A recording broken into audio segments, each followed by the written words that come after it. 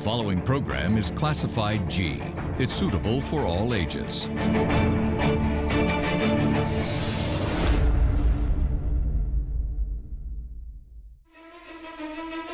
Tonight, despite many promises by two governments and many authorities claiming that the relevant investigations have concluded the biggest bomb attacks that took place following the end of the war in 2019, such as the Easter Sunday attacks, remain among the most worrying national level issues. Even though more legal actions are yet to be taken, a number of parties have expressed concerns about what the future of these investigations and cases would be like in context where the legal action that has been taken has not, according to them, resulted in acceptable results. Good evening, I'm Suzanne Shanali and this is Derana and the Morning Investigates.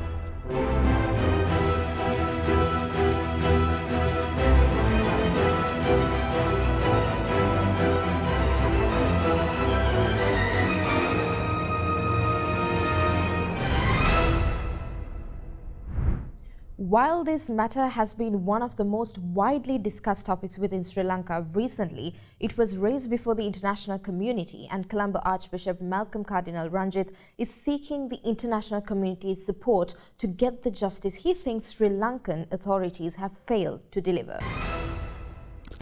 The Archbishop is the key person that has been voicing concerns with regard to the Easter Sunday attacks investigation who went on to meet the head of the Catholic Church, Pope Francis, and the United Nations High Commissioner for Human Rights, Michelle Bachelet, in order to raise his concerns. Most of his concerns were about the lack of action or inaction on the part of the authorities of the present government. Speaking to the media recently, he expressed grave disapproval regarding the lack of the process as far as the Easter Sunday investigations are concerned. He stated that even after 3 years following the Easter Sunday attacks, there is absolutely no way to think that justice would be delivered for the victims of the attack. ඇත්ත තමයි මේ ප්‍රහාරය පිටිපස්සේ කෙලින්ම හිටියේ මුස්ලිම් අන්තවාදීන් පිරිසක්. නමුත් මේ ප්‍රහාරය සිදුවෙනවා කියන එක පිළිබඳව හොඳින් දැනගෙන හිටියා බුද්ධි අංශවල නිලධාරීන්, පොලිසිය උසස් නිලධාරීන්. ඒ පිළිබඳව සාක්ෂි අපි ගාව තියෙනවා. ඒ කියන්නේ විශේෂයෙන්ම ජනාධිපති කොමිෂන් සභා වාර්තාවේ මේ පිළිබඳව පැහැදිලිවම සඳහන් කරලා තියෙනවා. දැන් මේ ජනාධිපති කොමිෂන් සභා වාර්තාව පදනම් වෙලා තියෙන ජනාධිපති කොමිෂන් සභාවේදී දුන්නු සාක්ෂි පදනම් කරගෙනයි. නමුත් ඒ කොමිෂන් සභාවේ දුන්නු සාක්ෂි මේ රජය සහ මේ නීතිපතිතුමා ඒක හංගලා තියෙනවා. ඒ වෙලුම් කීපය අපි ඉල්ලලා ලිපි යවලා තියෙනවා. ඒ පිළිබඳව අපව දැනුවත් කරන්න කියලා තියෙනවා. ඉල්ලීම් කරලා තියෙනවා. නමුත් ඒ කිසිම ඉල්ලීමක් සලකන්නේ නැතිව ඒ සාක්ෂි සංගවා තැබීමට මේ ඉස්සෙල්ලා හිටපු රජයත් දැන් ඉන්න රජයත් කටයුතු කරලා තියෙනවා. The Archbishop further stated that even though the Presidential Commission of Inquiry reports has stated that certain persons were aware of the Easter Sunday attacks, they did not take any action and that therefore action should be taken against them, adding however that the situation is such that due to the AG's and the AG's department's misconduct, justice is unlikely to be delivered. He also expressed hope that a future government will serve justice, adding that the current government or the Aegis department cannot be trusted. President's Counsel Maitri Gunaratne, who has been vocal about the matter recently, also shared similar opinions. Speaking to us, he said that it is not possible to be satisfied with the Easter Sunday investigations. He also expressed concerns about those conducting investigations into the Easter Sunday attacks. When matters went forward, it caused a lot of concern. There was a lot of suspicion, especially with the Archbishop Cardinal Malcolm Ranjith, when he has been always telling the government that these investigations are not going in the proper way. So once a team of investigators had commenced investigations from the time of the incident, they should have been able to continue with the investigation. He said, stressing that when investigations are not happening according to what the people and the general public expect, then there is going to be frustration. But on the other hand, now these investigations are not matters which can be concluded within 24 hours or within 6 months, 1 year. Sometimes it takes a longer time. For instance, some of the investigations which have taken place in other parts of the world where there has been bomb attacks like that has gone on for 10 years, 15 years. It is after 10, 15 years only they have completed the investigation and filed charges against those who have commenced it. He expressed concerns about changing investigators in leading law enforcement and intelligence agencies when governments change and said that such agencies should not be interfered with. When there was a switchover of government, what they do is they get all investigators, especially to the CID, to the TID, to main investigating arms of the government, they change them. So when they change them and they want to have their own people, then what happens is people think, the general public think, that the investigation is going the way the government wants. He said, adding that the officials of such agencies should be able to function without any fear or favour. So that is the main reason that Cardinal Malcolm Ranjit was angry about this whole affair, and that's why he has been voicing his opinion. And I think that is fair because the investigations have not gone on properly. Meanwhile, the Institute of National Security Studies Director General Professor Rohan Gunaratne, during a program on Derana English, spoke extensively about the nature of the Easter Sunday attacks and the investigations into it. The Easter Sunday attack, like many of the terrorist attacks we witnessed in 2019 worldwide, driven by the misinterpretation of Islam. So religious extremism came from the ideologies that took root in Sri Lanka from the Gulf countries. This religious extremism supplanted local and traditional Islam. And it is very important for us to ensure that those extremist forms of Islam does not take root, does not expand in this country, because if it does, we will have more attacks like we suffered on Easter Sunday. However, Professor Gunaratne begged to differ with the countless allegations of a political hand being behind the Easter Sunday attacks. So one must be very, very clear. This is not a terrorist attack by a state. There is no big political conspiracy behind this attack. This attack is a direct result of Muslim religious extremism, a direct result of failure to regulate the religious space, a direct result of neglect of national security. Extremist institutions that enable the attack needs to be dismantled. Government has very efficiently and effectively incarcerated those who directly participated in the attack, but I believe more work needs to be done to replace those extremist forms that took root here with more positive forms of Islam. The version of Islam that was preached here came from the Gulf. So we have to restore the local and traditional forms of Islam. He also noted that even though defense, intelligence and law enforcement have not changed from the former United National Front-led government's era, at that time, political focus on national security was lacking. While there is a need to catch extremists who carried out the attacks, he said that Sri Lanka also has to ensure that those who neglected national security are brought to account. With regard to initiatives that have been taken concerning the Easter Sunday investigations, Professor Gunaratne said, Terrorist finance is the lifeblood of any organization. And for this, we have to orient our financial community, not only the government institutions, but the wider banks and the ecosystem, into detecting criminal and terrorist money in the collection, storage, movement and dispersal stages.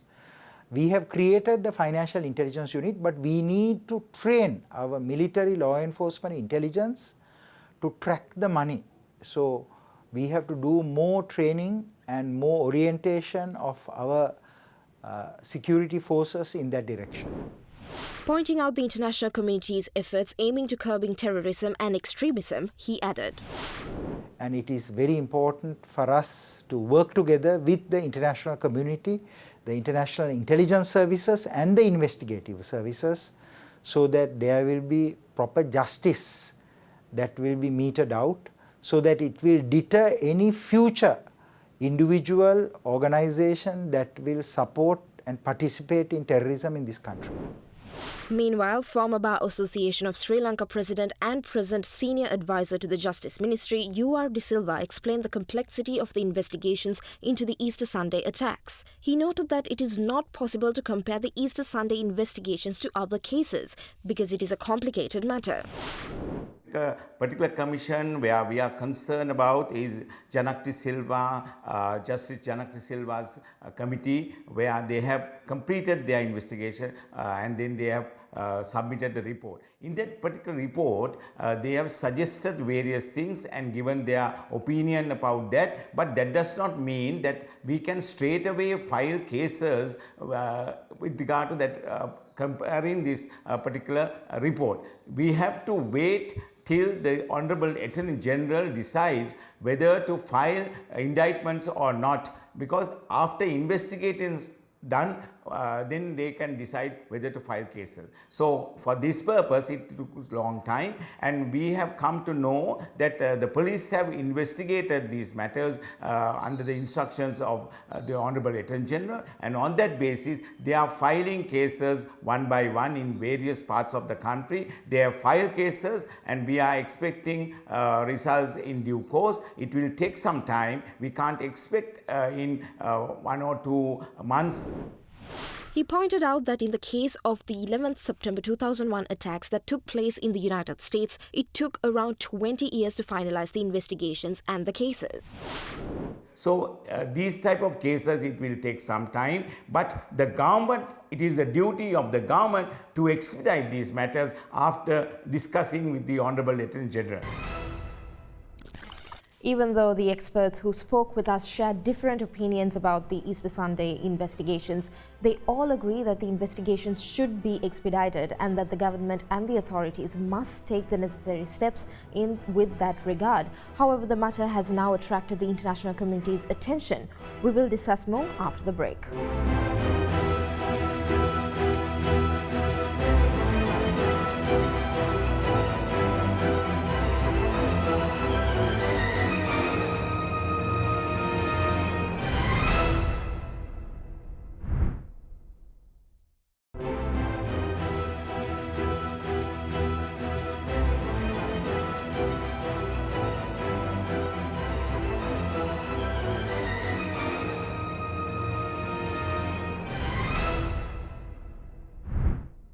Welcome back. The Colombo Archbishop, who has expressed great displeasure about the Easter Sunday investigations last week, sought the international community's support to get justice for the victims of the attack. During his speech, he leveled serious allegations. One of the unexpected developments with regard to the Easter Sunday attacks is the Archbishop's visit to the UNHR Council, where he alleged that the attacks were a part of a grand political plot. In his statement, he said, The Easter Sunday suicide bomb attacks in Sri Lanka on 21st April 2019 claimed the lives of 269 persons, including 82 children and 47 foreign nationals belonging to 14 nations, and injured more than 500 others. The first impression of this massacre was that it was purely the work of a few Islamic extremists. However, subsequent investigations indicate that this massacre was part of a grand political plot. Despite our repeated requests and those of civil organizations pursuing the truth, the incumbent government of Sri Lanka has failed to mete out justice to the victims. Instead of uncovering the truth behind the attack and prosecuting those responsible, there are attempts to harass and intimidate those who clamor for justice. As a result, nearly 3 years after the horrendous crime, we are still in the dark as to what really happened on that Easter Sunday. He requested the international community's support to get justice. As this is a case of a serious violation of the fundamental rights of the aggrieved victims, we earnestly call upon the UNHRC and all its member countries to support the continuation of evidence gathering initiated by the Council last year and to devise a means to ensure an impartial investigation to unravel the truth behind the Easter Sunday massacre. While the Archbishop's visit to the UNHRC as well as the Pope attracted both criticism and appreciation, Gunaratna was of the opinion that there are a number of different aspects pertaining to those visits and that they should be looked into carefully. With regard to the Archbishop visiting the United Nations, I suppose he is frustrated because the anticipated result or the perpetrators being brought to book have not been accomplished.